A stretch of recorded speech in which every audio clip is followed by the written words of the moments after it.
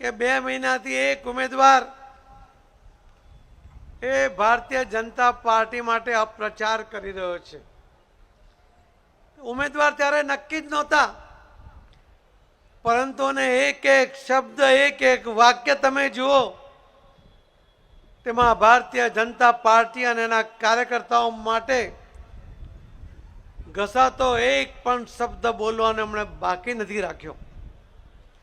એમના એક નેતા દિલ્હીથી આવ્યા હતા, ગુજરાતના 2022ના ઇલેક્શન વખતે આવ્યા ત્યારે પણ કહેતા હતા કે લખી લો, અમારી સરકાર બનવાની છે। 182 સીટ ઉપર ઉમેદવાર ઉભા રાખ્યા, 136 સીટ ઉપર એની ડિપોઝિટ જમા થઈ ગઈ। એવા નેતા હવે ગુજરાતમાં ફરી જીતવા માટે આવ્યા છે।